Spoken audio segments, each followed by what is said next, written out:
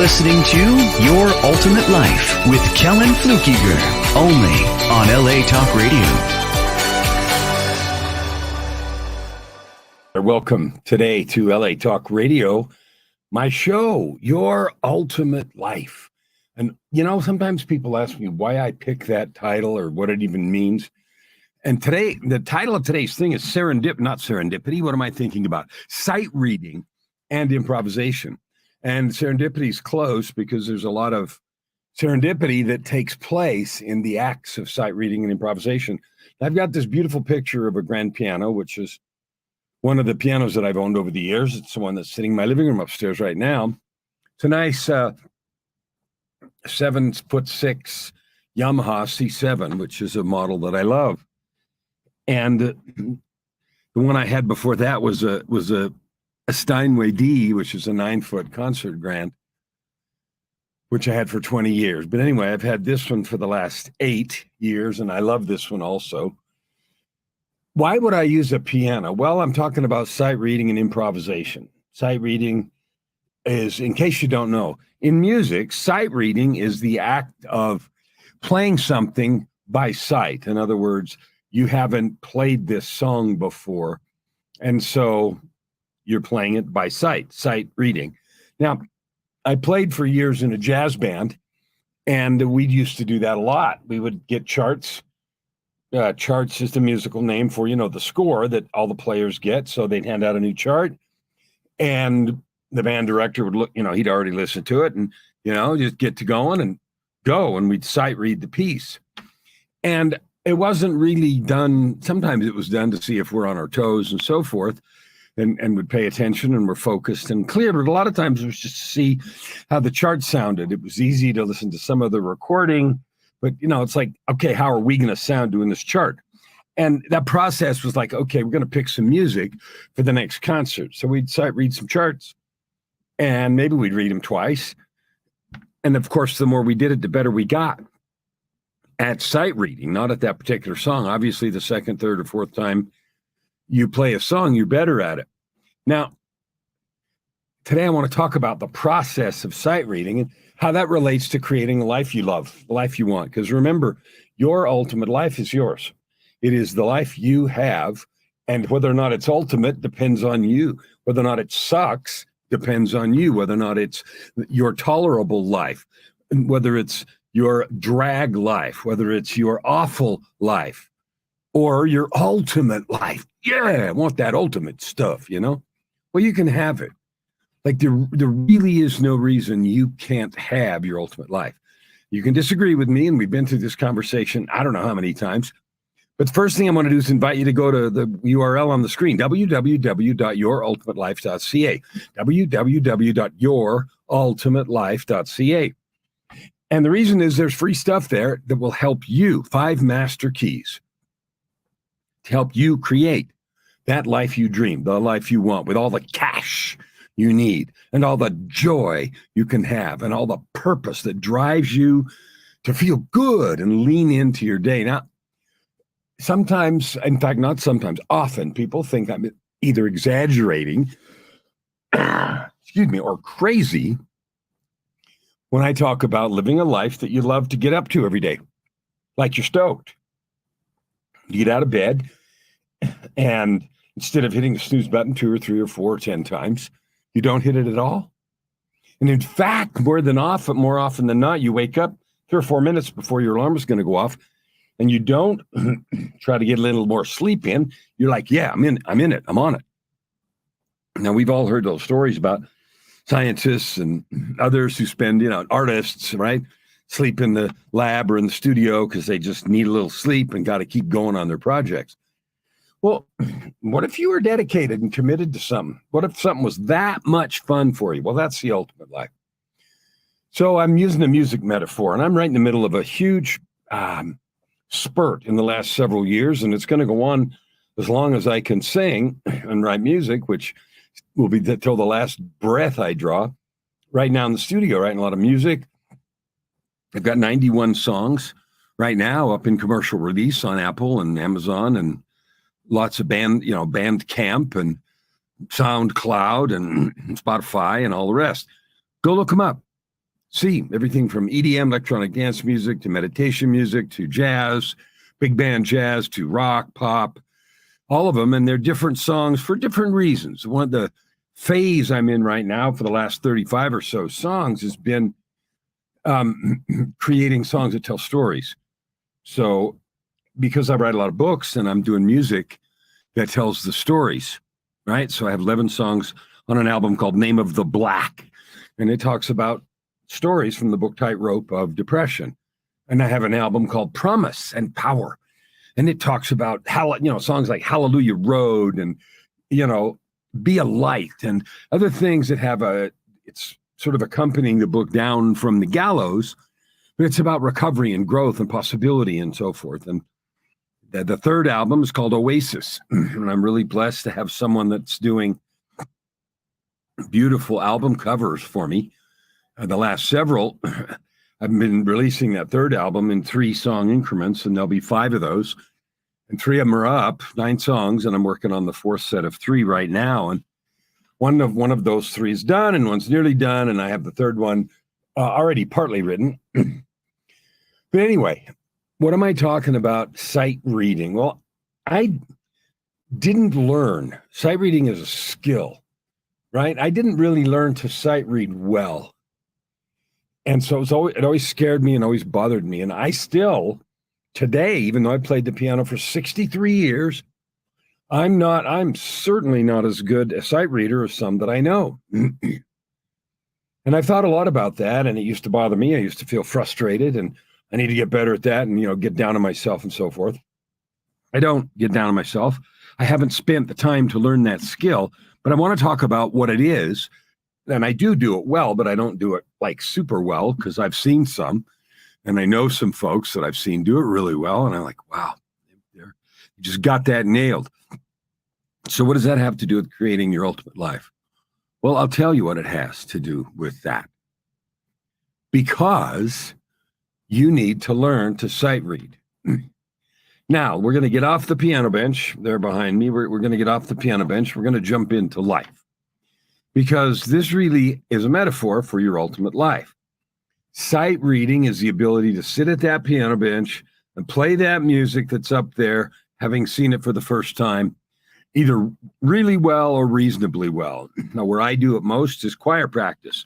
So the director will bring some new music and wants to try it out, and I need to be able to play it at sight well enough for the choir to get through it, so that the director can see how the song sounds and start deciding how they want it to go, and not be fussed about the fact that I can't play it or can't play it well enough for the choir to sing the parts and so forth. So that's a place where real life sight reading comes into my world still all the time at choir practice, which we hold once a week for church. Life is sight reading. What do I mean by that? Well, the moment you're in right now is the only time you've lived that moment. Like the moment you're in. Now, you know my definition, 8.64 seconds.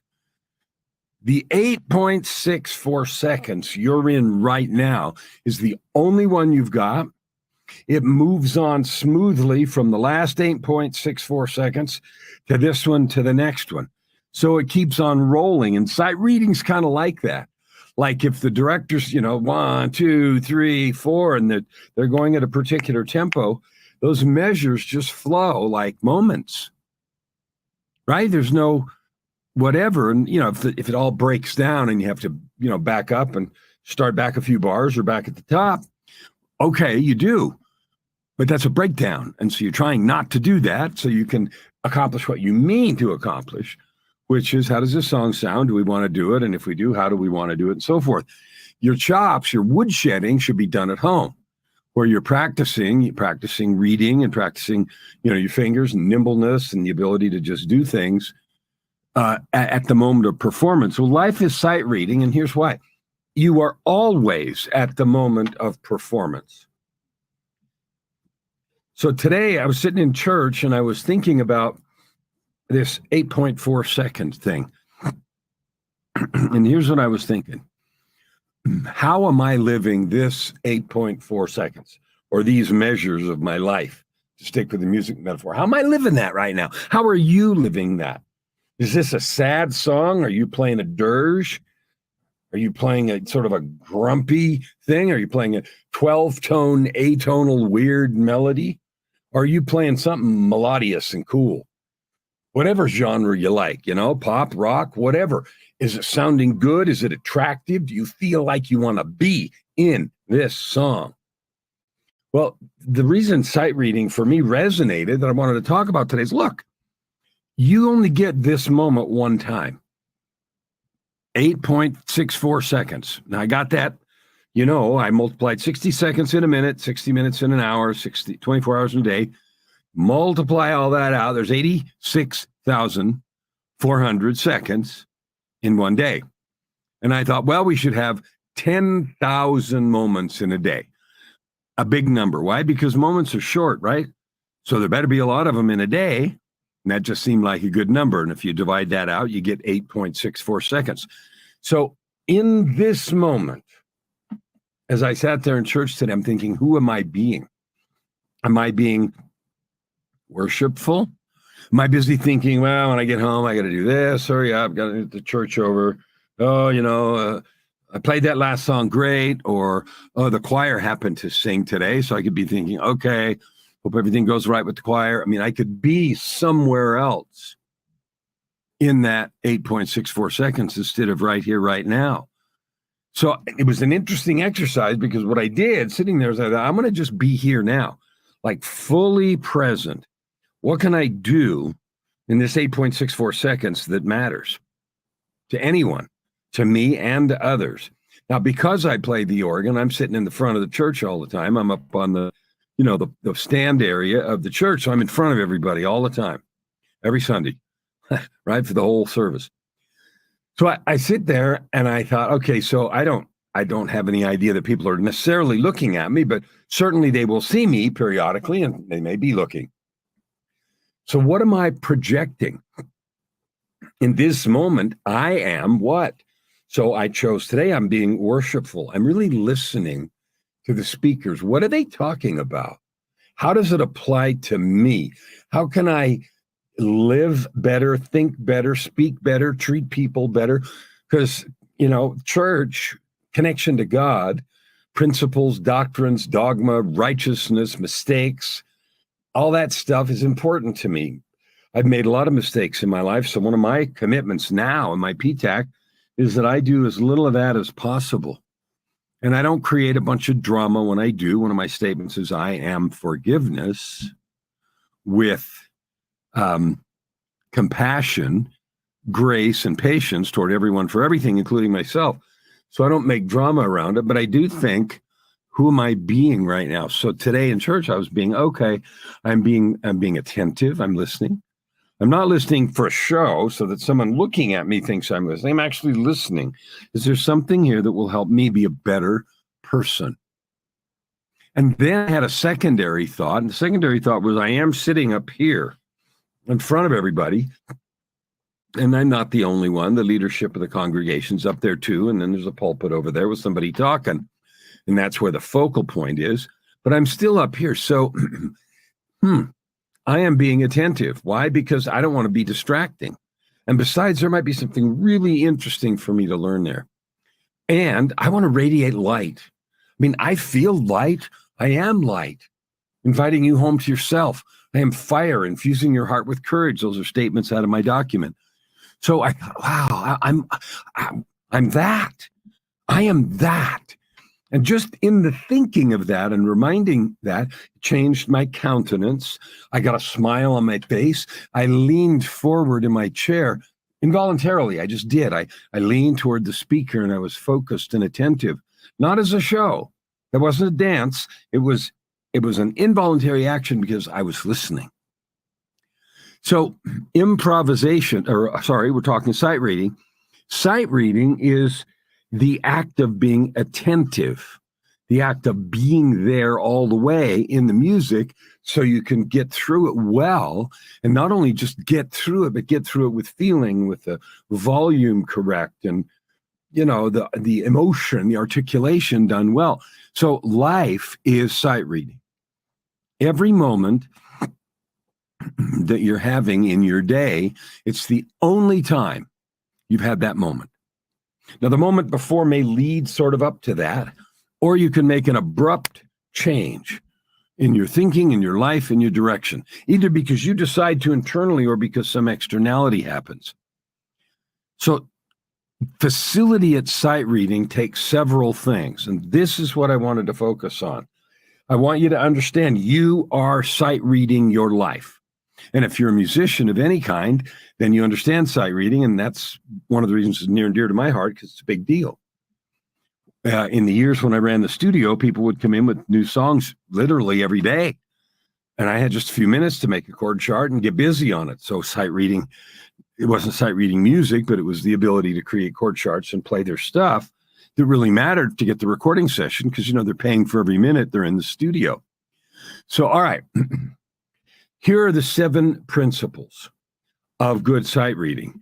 Now, I'm going to go back and forth between music and life, but I want you to hear it about your life, because you're sight reading your life. Okay, number 1 is preparation. Now, if I didn't do my exercises and fingers, and I hadn't, finger exercises and scales and other things, and if I hadn't learned a lot of music and performed in a lot of places a lot of times, I wouldn't have the musical facility to sight read well and be effective at it. Life is exactly the same. Your ability to sight read your life, which you're going to do in every moment, every 8.64 seconds, your ability to sight read your life moment to moment is going to depend on your preparation. Now, since we live life moment to moment, some of the present moments are spent in preparation. Every single morning, or nearly every morning, I spend half an hour to an hour practicing the piano. Why? Because I want to be prepared. I want to be good. I want to keep my fingers limber and flexible, and scales and arpeggios and just stuff like that. I spend another half hour working on my voice because I sing and I want to be able to sing, so all that is moments spent in preparation.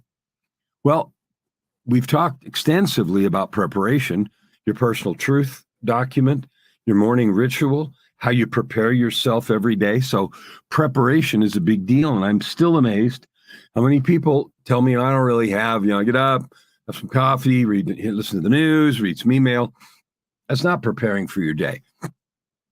That's responding to the things that have come to you. Preparing for your day is you deciding who you are as you meet and live into your day. So preparation is a big deal. The second thing, and I'm thinking of music now, is clearing your mind. So today in choir practice, after church, we were doing some new music. So guess what? Sight reading. There it is. Okay, first time. We're going to try this song, do this. Now, so step 2, after having done preparation, is clearing your mind. So this is in the moment, right? Clearing your mind. That means I'm not thinking about anything else. What's for dinner? What am I going to do later? Why are we doing this song? There's too much noise over there. We're supposed people to shut up, pay attention, whatever you might be thinking. Clearing your mind is sort of bringing yourself here present, getting rid of everything else. The third step is understanding the music. Now, in this particular case, the sight reading I was doing at choir practice was religious music. I looked at it. I looked it over real quick. And I saw, it was in this type kind of like a hymn. And the structure of it was, there was several verses and a chorus. And it was designed to be sung by a congregation. And the choir was going to do it as a choir performance, which meant we were going to do it a bit different. But I could look at that. And because of my familiarity with music in general for decades, I could look at it and see about what kind of music it was. So understanding life and the situations you're in, the kinds of presentations, people being able to read energy, listening, being fully focused. So much of this has to do with training yourself to be in the moment. Because if you're somewhere or somewhen else, you can't be as effective. Let me give you an example. We're having the NHL just had the finals. Okay. And if I was busy thinking about the game, because the game wasn't on then, the games in the past or whatever. If I was busy thinking about how well we did or didn't do or anything like that, I wouldn't have been present. I could not be effective. I can't do that. Yet there's palpable excitement all the way through the hockey season and especially the playoffs in the last few weeks. So that's been infectious here in Edmonton. Why? Because the Oilers are in. So we're so everybody was talking about it, even the hallway conversation at church and everything, talking about, how good the season had been and so forth. So if I had been somewhere else thinking about those conversations, I couldn't have been there. I couldn't have been there focused on the music, looking it over quickly, deciding what it is. Life is like that. So you're coming into a new conversation at work. You need to read the room. What's going on? What's the energy? Are we doing well? Is this positive? Is it negative? Am I prepared? Life is sight reading, and your ability to do that enhances your performance. Step 4 is to let flow happen. Now, this is something that when you're in the act of sight reading, the conductor started, I'm speaking of piano, I'm sitting at the keys and I'm playing. You just have to allow yourself to flow. Your eyes flow over the music and you just get in the movement, in the flow. And that's super important. Number 5 is trust your instrument. Now, I'm playing the piano, but that's not all of my instrument. My instrument is my eyes, my ears, my fingers. And you just trust that they'll go to the right places, that you can see the music and you'll know what to do with your hands. And that if you hit a wrong note, like your finger wasn't in the right place, your ears give you instant feedback, which is number 6.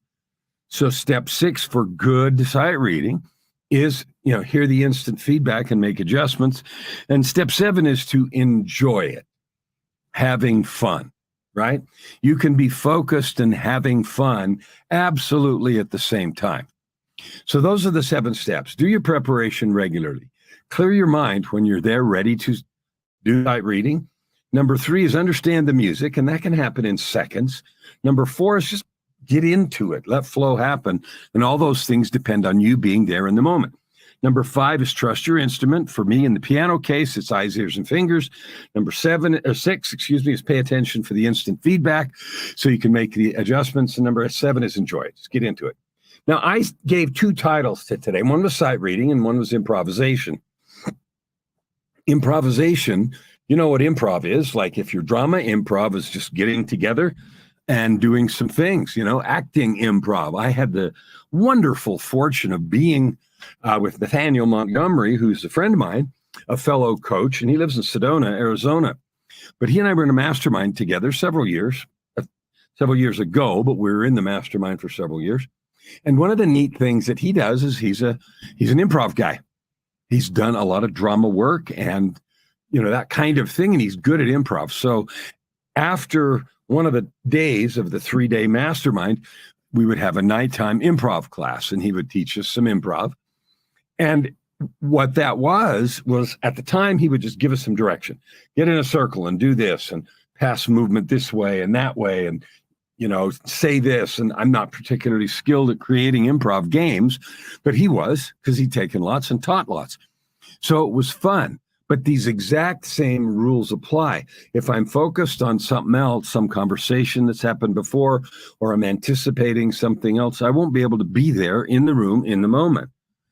Improvising, understanding the music, understanding the situation, and, enjoying it, being in the flow, just doing things, and allowing yourself to be creative. Here's one of the things I know about music improv. So that's about drama improv. And I didn't do this yet, but I keep thinking I'm going to take several improv classes just because I want to get better and faster and more fluid at accessing possibility. Because one of the things I learned from Nathaniel and the groups thing we did is just do what comes to mind. Be there, go with the flow. And that's the literal meaning of go with the flow. Well, music in improv is exactly the same. when I first started learning to play jazz improv on the keys, I was not very skilled, just beginning. And you know what really kept me from being skilled? I was worried about making a mistake. Now, I'm not even sure what a mistake is, because by definition, improv means whatever you're doing. A perceived mistake, and this applies across all areas of your life, so I want you to hear it that way. But in music, a perceived mistake is I play a note or a riff either outside the rhythm, so rhythmically it doesn't make sense, or harmonically it doesn't make sense, what you'd call on the sheet music as a mistake. You play a note, right? It's not, you don't think, or it doesn't seem to fit in the scale or the tonality or the modes of the music. So there's a story I want to share with you, and this is about Herbie Hancock and Miles Davis. Now, Herbie Hancock's a fabulous jazz pianist, and if you know that kind of stuff, you do, and he also did a lot of funk. And Miles Davis, of course, is a legendary trumpeter of the bebop era and later, post-bop and so forth. They were playing together, and Herbie Hancock was telling this story later. And so the two great musicians were playing together, and Herbie said, and then I made a mistake. I played a wrong chord. And he said, it felt like that. And you know what happened? Miles heard that, and in trusting his instrument, eyes, ears, in his case, mouth, because he was trumpet playing, there was a small pause, and then he played a riff on the trumpet that made the chord that Herbie played fit. And so they went down that avenue and explored it in the tradition of that kind of music, and then came back. Herbie's lesson from that he talked about was how amazing. Miles' ability to hear that and make something out of it was legendary, and it turned what he thought was a mistake into an alternative exploration of the unfolding of the melody. Now, you could think at it, oh, he rescued him. Or you could think of it as insensitivity, paying attention to a direction. Maybe Miles didn't even think of it as a mistake. Alternate universe. I'm going down that road over here. Go over there. And did that. And it fit and it worked and the rest. So improvisation in music is, just like it is in drama, it is free-form application of melodies. And so it's not unusual for a band to have, you're playing a chart and you're halfway through or partway through, and then the trumpet player will have a chorus, 8 or 16 or 32 bars, and they'll play whatever they want. And it's in the style of whatever. And if you played or listened to much jazz or funk or bebop, any of that stuff, you know exactly what I'm talking about. So if you played it or if you've heard it, then the sax player will take the chorus and the piano and the drummer will have a solo, et cetera, et cetera. All those are improvisations, which means created in the moment a piece of music that fits in the context of what you're playing. Life is an improvisation because the framework is set. Now let's consider how that works. You get up at 6 o'clock in the morning. You go to work if you have work. Hopefully you do a morning routine to create your day or create yourself about who it is that's showing up today. And I say that a lot. I'm going to emphasize it every time I say it. Creating yourself means I have done my spiritual work, some physical work, some emotional connection, and mental, stimulation, so that I am awake, alive, and prepared for my day. You might think, I don't have to do that crap. You don't. You're right. But you'll be a third as productive, a third as happy, and a third as effective if you don't do it. And you'll be 3 times more productive, more on target, less redos, less mistakes, more consistent, more powerful if you do. So let's just say you did that. You do your morning preparation stuff, and then you come downstairs, or if you don't have that, you come out and meet other people in the household. Or if you live alone, you get in your car and you're going somewhere, or you get on your first Zoom meeting or whatever. And then the improvisation begins and the sight reading begins. So sight reading and improvisation are powerful metaphors for how you conduct your life. And the improv is because, like, you don't know what anyone's going to say. What Nathaniel, would do for us is he would assign us characters. Okay, you're a grumpy person trying to, you've had a bad day and this and that. So then you need to behave that way. And so then we would assume a character and behave a certain way in a given situation. And he'd define roles. And you met at a door, you meet in a park, you're watching a television program together, whatever. And so they'd set the boundaries and then you act in the situation. Well, it's a fabulous metaphor for life. Because if you don't prepare yourself with who you are, I'm honest, I tell the truth, I'm kind, whatever you decide you are, then what happens is we just react to situations. And often we react in a way that's like, oh, I got to fix that. That isn't what I meant. Oops. And if we prepare ourselves to be who we want to be, then we react consistently with our own values. I'm not even talking about society's expectations or anybody else. I'm talking about who you decide you are. Improv is the same thing on the piano, on the trumpet, in drama, comedy. It's an improv. And here's why. You don't ever know what anybody else is going to say or do or be or think. And here's the funny part.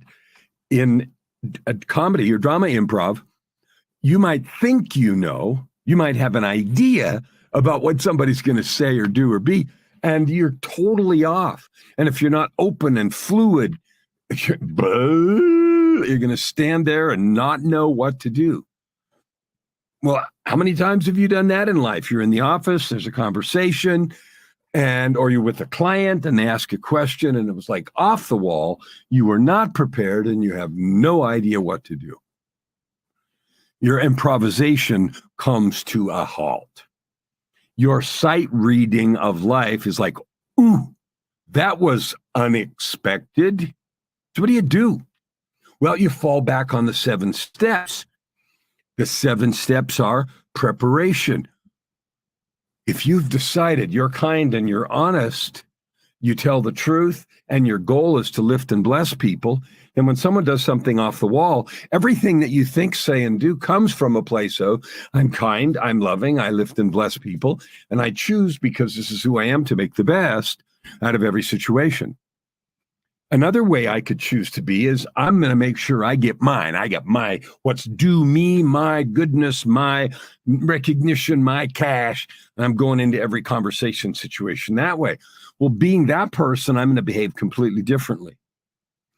Okay, so an improvisation in music is the same way.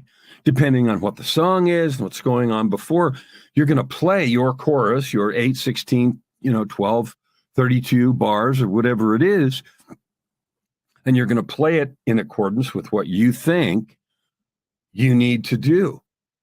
And you're only going to be as good as your preparation. Number one, you're only going to be as good, and this is in life as well as in music, you're only going to be as good as you have cleared your mind. If you're thinking about something else and all of a sudden it comes up to your chorus, your turn, and you haven't been listening to what the other things were, and you're not with the swing of the music or the beat, and it's your turn to play, it's like, oops, I don't even know. Wow, that was stupid. And you have to do all that work, even if it takes only 2 or 3 bars. You have to become present, get here, get now, dredge up the memory of what came in your ears, even though you weren't listening, and then start from there. And there's obvious disconnect and an obvious difficulty, a discontinuity. Remember, the 7 steps are really clear. Preparation. That's woodshedding and practicing on your own time. That's your morning ritual, your morning routine. That's familiarity with your job.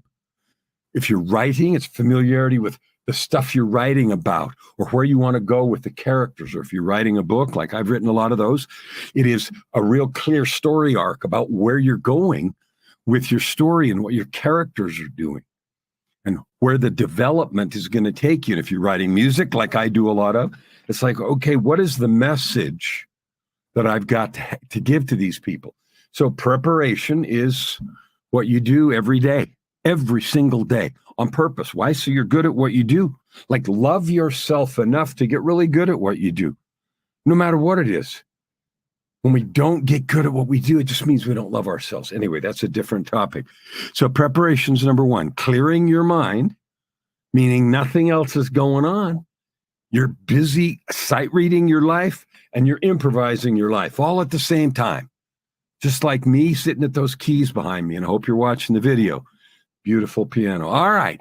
So understanding the music, I wrote as number 3. And really what that is reading the room. Like, what's going on here? Where have we been in this conversation? Is the work project going well? Is the relationship conversation flowing smoothly? Are we in the middle of our 17th argument like we do? And we always get stuck here about this thing. And they always say that and they always feel like that. And then I always get mad. And like, you don't have to live. That's like playing the same improv over and over again. The same sour notes come out, the same discordant language, the same strident energy. That's not good. That's not fun. Who wants to live that life? That's certainly not your ultimate life. So understanding what's going on. Now, sometimes, like in the Herbie Hancock example with Miles, your bandmate or your conversation mate or your colleague at work or your client or whatever it is, they will do something completely unexpected. Your preparation, your clarity and presence of mind, your understanding of the music and the frame will allow you to not panic, to not even worry, to be completely in control in that situation. Now this, I'm going to slow down and talk for a minute on this. I'm a coach, and you know that.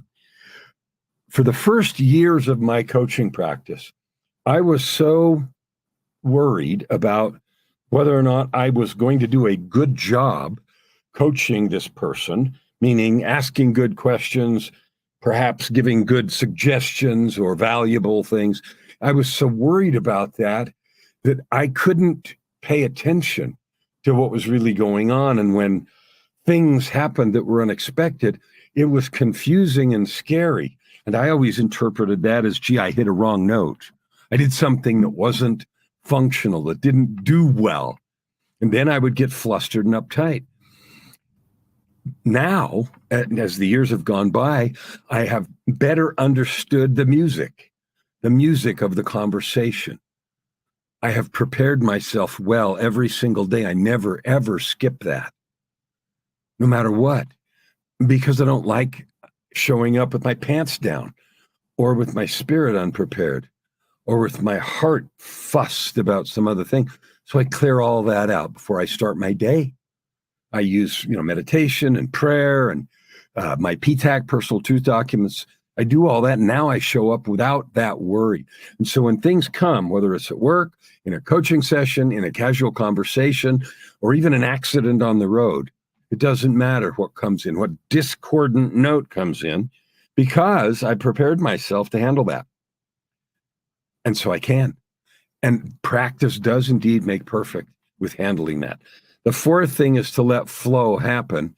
And that applies in every way. One of the mistakes I used to always make also, and I'm sharing these mistakes because you might resonate with them, is I somehow thought I had to maintain, sort of mastery or control over the conversation. Partly because I was scared that it would go in some direction and I would get over my head or get lost or sound stupid or get confused or something. And partly because, especially in coaching, I thought, well, I need to be valuable here. And if I'm not, on top of where the conversation's going, we're going to get off in the weeds and it'll be stupid. And then they'll be mad and it'll be my fault and it'll suck and I'll lose a client. I won't make money. That's sort of the business application that used to happen. But that can happen in any relationship. It can happen in any conversation, even in the grocery store with a stranger or someone in a parking lot or anything. So let flow happen comes your ability to just go with the situation, say the right thing, feel good about yourself, be okay no matter what happens, comes with rehearsal, preparation, and just practice. In other words, being in the situation. One of the most important things I learned about being a coach and all the unpredictability that comes with every session is this. I know that in an hour or two, this interaction will be over. I also know that no matter what happens in the interaction, I'm okay. There is nothing that can happen in the interaction that makes me not okay. Now, that might sound bold, but let's say I get in a car wreck and die. I'm still okay. I've already died once. I know what the other side looks like. Let's say I get injured and I go to the hospital. I know what that's like. Let's say someone else gets injured and they sue me and I pay a lot of money and lose a lot of stuff. I know what that's like. It doesn't affect my or your value as a divine being, your capability to add good to the world and be loving and kind. It doesn't affect that. It's just a hink or a mess up in your sight reading and your improvisation of life. So, and if things go good, then there's no big deal. It's like, yay, let's play that chorus again. That was really good. So remember that. There's nothing that can happen that makes you not okay. There's nothing that makes God not love you. There's nothing that makes you not valuable as a person, no matter what happens in your sight reading today of your life or your improvisation in the various situations you find yourself. There's nothing. There's absolutely nothing that can happen. Remember that. It is so valuable to go into every situation, every conversation, every sales call, every interaction with one of your kids or colleagues or spouse that makes you not valuable or not okay. Step 5, remember, I'm going through these again as they apply now to improvisation and everything in your life. Trust your instrument. You can say, trust your intuition, trust your instinct. Learn to rely on your practicing and preparation. Just do that. I mentioned, and I'm going to mention it again, what used to scare me when I started improv and jazz is I'm going to make a mistake. I won't know what to play. I'll start and it'll sound stupid, and then I'll get scared and it'll be weird, and I'll stop and, I'll be a disaster, and then I'll be embarrassed, and then I'll die and slide under the piano bench and the world will end. I never actually said any of that, but that's sort of the emotional flow that you feel. Well, number one, it's not true.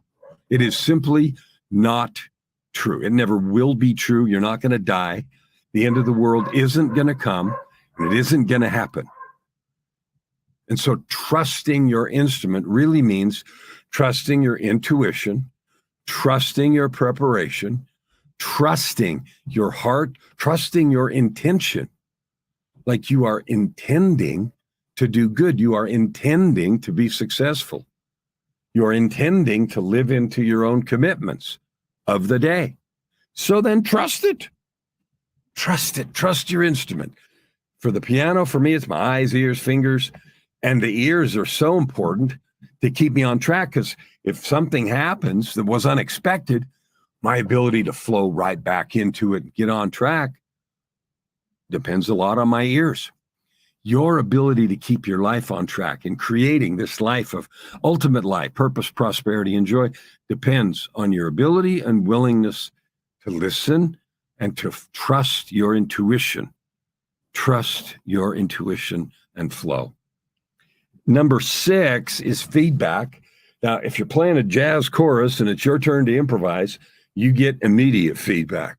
Like if you play something and you get off rhythm or you get off time or whatever, you know it right away, and you can make some corrections. Now, here's where the key piece of preparation comes in. If something's happening in your day, you're going into a conversation at work and it goes south and somebody's pissed off at you and somebody's ragging on you about this, or somebody flips you off on the highway or whatever, you're getting some instant feedback. Your ability to hear it and see it without drama is the master key.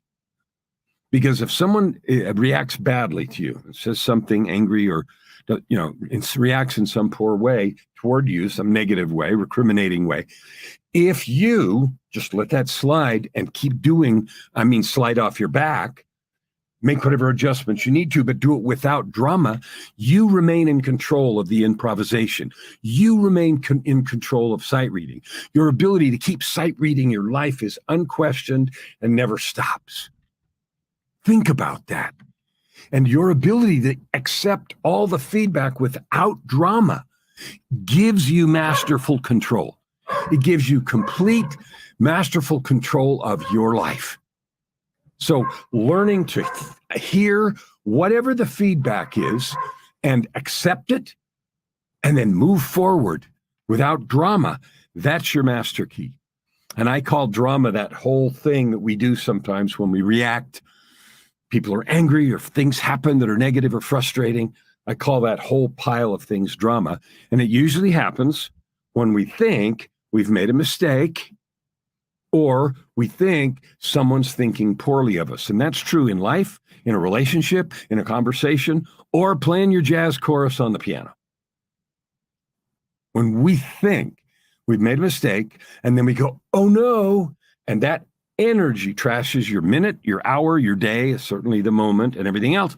Unless and until you learn to do what Miles did. Just take the twist as this is where we are now. What can I create from here? And let's go down that road for a minute and make it fit into your life. And the last thing I want to talk about is this enjoying part. You only live once, YOLO. You know that, I know that, we've all heard that, and it's the absolute bulletproof truth. You only live once. Each moment, 8.64 seconds, comes and goes.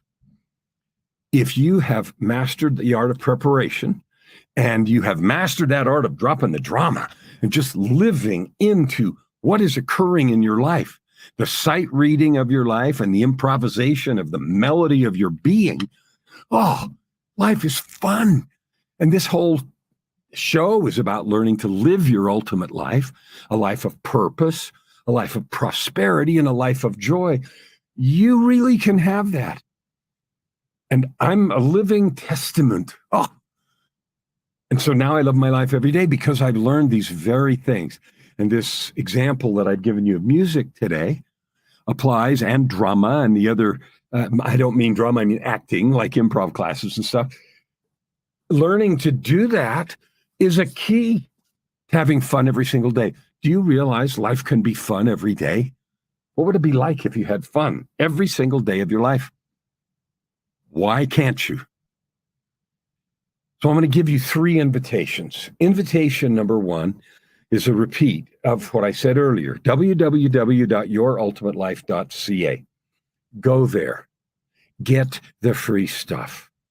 Change your life. Get rid of the negative thinking and I call it drama, not in the sense of plays and movies, but the negative feelings that come from outside. You don't have to live with those. They're baggage you don't need to carry. So go get that help. I've given you there everything that I have created and learned for myself over the last 17 years as I've pursued this path of creating your ultimate life.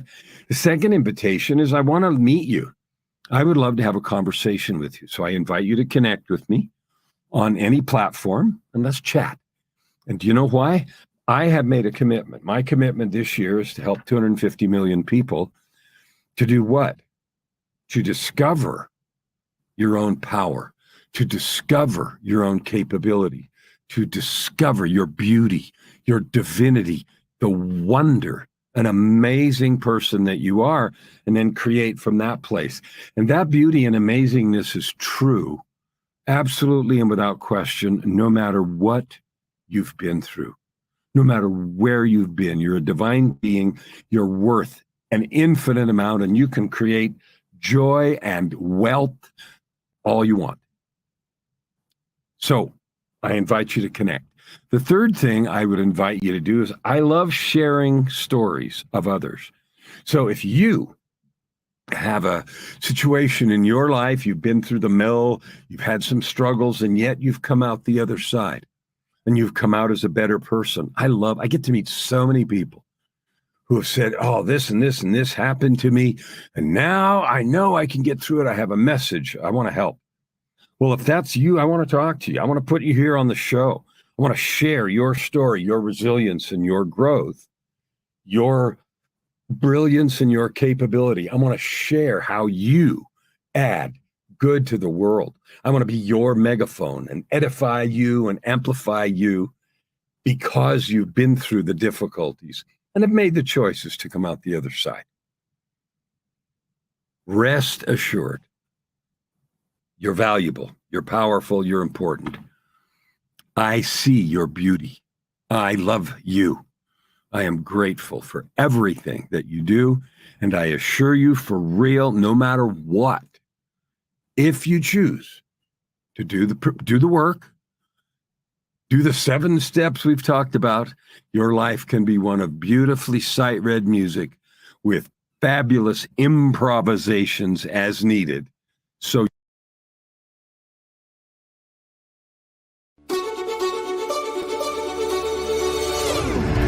You're listening to Your Ultimate Life with Kellan Fluckiger, only on LA Talk Radio.